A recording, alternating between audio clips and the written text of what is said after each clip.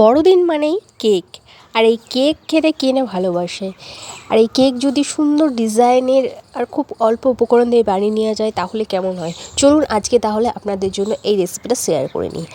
প্রথমে 1 কাপ কুসুম কুসুম গরম দুধ নিয়েছি। দুধটা আগে থেকে জাল করে রেখেছিলাম। কুসুম কুসুম গরম অবস্থায় একটু লেবুর রস দিয়ে এটাকে একটু নাড়াচাড়া করে দেবো।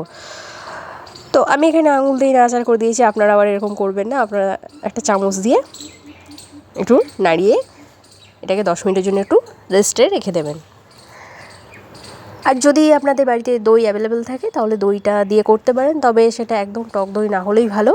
মানে টাটকা টাটকা টক দই যেটা, সেটা দিয়ে করলেই ভালো। 2-1 দিন রেখে দেওয়া, বেশি টক হয়ে গেলে সেটা দিয়ে করাটা ঠিক না। তো এবারে 10 মিনিট পর আমি ওই যে দুধটা রেখেছিলাম সেটা একটু ক্রিমি ক্রিমি ভাব এসেছে, সেইটা আমি এর মধ্যে দিয়ে দিলাম। দুধটা একটু ফেটে যাবে, তো সেই রকম অবস্থায় এই দুধটা আমি এর মধ্যে দিয়ে দিলাম। এবারে দিয়ে দিচ্ছি ওই পরিমাণে একটু সাদা তেল। এখানে কোনো রকম এসেন্সযুক্ত তেল ইউজ করবেন না। তেলটা দেওয়া হয়ে গেলে এর মধ্যে দিয়ে দিচ্ছি আমি 1/2 কাপ সুজি। এখানে আমি যদি বড় দানার সুজি থাকে তাহলে সুজিটা একটু মিক্সিতে ব্লেন্ড করে নিতে পারেন। আর যদি ছোটো দানার সুজি হয় তাহলে তো কোনো অসুবিধাই নেই। দিয়ে খুব ভালো করে একসাথে এটাকে মিশিয়ে নিচ্ছি। দিয়ে এটাকেও আমি 10 মিনিটের জন্য একটু রেস্টে রেখে দেবো। তো দেখুন খুব ভালো করে এটাকে মিশিয়ে নিয়েছি। এবারে বাকি কাজটা করে নেব। এখানে আমি কিছুটা বাদাম নিয়েছি। বাদামটাকে আমি একটু ভেঙে নিয়েছি। আপনারা চাইলে গোটা গোটা বাদামও দিতে পারেন, কিন্তু আমার এরকম ভেঙে নিলেই বেশি ভালো লাগে। তো একদম খুব সিম্পলভাবে আমি আজকে কেকটা বানাবো, একদম অল্প উপকরণ দিয়ে। একটা বাটি রেডি করে নিয়েছি। বাটিটার মধ্যে তেল গ্রিস করে একটা বাটার পেপার লাগিয়ে নিয়েছি। এখানে চাইলে আপনারা বাটার পেপার যদি না থাকে এমনি নর্মাল সাদা কাগজ দিতে পারেন। তাছাড়া শুধু তেলের উপরে একটু ময়দা ডাস্টিং করে নিয়ে বা আটা ডাস্টিং করে নিলেও বাটির ওপরে সেটাতেও খুব সুন্দরভাবে কেকটা উঠে যায়। এবারে এর মধ্যে দিয়ে দিলাম 1 কাপ ময়দা। ময়দা দেওয়ার পর দিয়ে দিচ্ছি 1 কাপ চিনির গুঁড়ো। দিয়ে আবারও খুব ভালো করে এটাকে মিশিয়ে নেব। এখানে আমি এবারে একটু করে জল মিশিয়ে ব্যাটারটাকে রেডি করে নেব। এখানে আমি আজকে জল দিয়েই করেছি, আপনারা চাইলে এখানে দুধ দিয়েও করতে পারেন। দুধ দিয়ে করলে বেশি ভালো হয়। তবে আজকে আমি এটা একদম খুব কম উপকরণ দিয়ে যেহেতু দেখাচ্ছি, তাও আবার 2টো কেক একসাথে রেডি করব, তো আমি এখানে আজকে জল দিয়েই দেখিয়ে দিচ্ছি। কিন্তু তাতেও কোনো অংশে খেতে কম হবে না, এবং যেটা দুধ দিয়ে হলে হয়তো আর একটু বেশি ভালো হতো সেরকম হবে না, কিন্তু এটাও যথেষ্ট খেতে সুন্দর হবে। একবার ট্রাই করে দেখতে পারেন। খুব ভালো করে ব্যাটারটাকে এভাবে করে ফিটিয়ে নিতে হবে, যেন কোনো রকম গুটলি না থেকে যায়।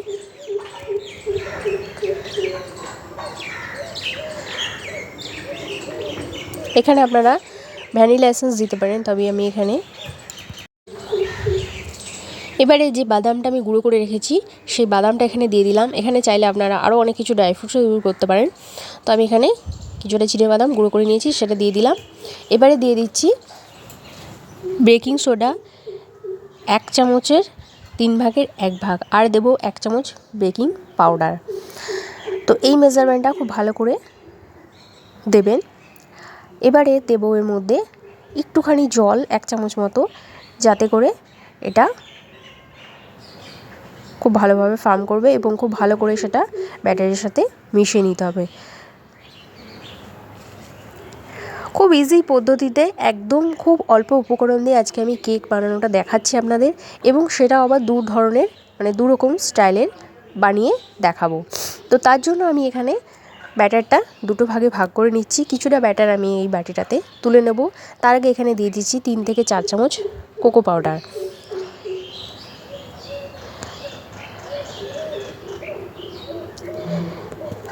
এবার কোকো পাউডারের মধ্যে যে ব্যাটারটা রেডি করলাম সেই ব্যাটারটা কিছুটা পরিমাণ আমি এর মধ্যে ঢেলে নেব।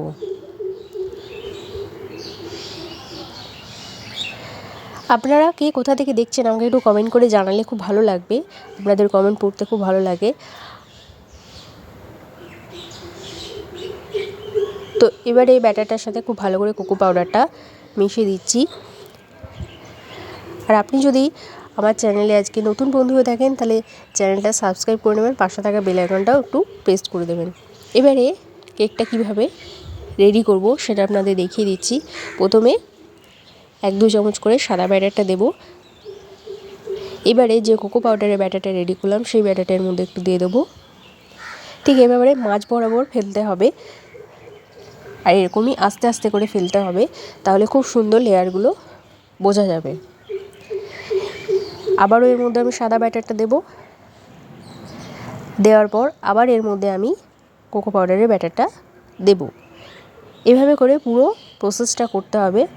এখানে আমি খুব ছোট চামচ ইউজ করেছি, চাইলে চামচটা একটু বড়ও নিতে পারেন, তাহলে ব্যাটারের লেয়ারটা একটু বেশি হবে। তো আমার লেয়ারটা খুব ঘন ঘন হয়েছে, পরে দেখতেই পাবেন যখন কেকটা রেডি হয়ে যাবে। তো পুরো পদ্ধতিটা এরকমভাবে রেডি করে নিতে হবে। এভাবে রেডি করে নেওয়ার পর বাটিটাকে একটু ট্যাপ করে নিতে হবে। দেখুন এখনই দেখতে কতটা সুন্দর লাগছে, এখনও অনেক কিছু বাকি আছে, তো দেখতে থাকুন। আর ভালো লাগলে অবশ্যই কমেন্ট করে জানাবেন, শেয়ার করতে পারেন আপনার বন্ধুবান্ধব পরিবারের সাথে। আর যদি ভালো না লাগে সেটাও কমেন্ট করে জানাবেন। এবারে পুরো ব্যাটারটা দেওয়ার পর আমি একটা ছুরি দিয়ে এভাবে একটু দাগ টেনে দিচ্ছি। দেখুন কতটা সুন্দর দেখতে লাগছে, এখনই তো দেখতে আমার খুবই ভালো লাগছে। এভাবে করে একটা ডিজাইন আমি রেডি করে নিলাম।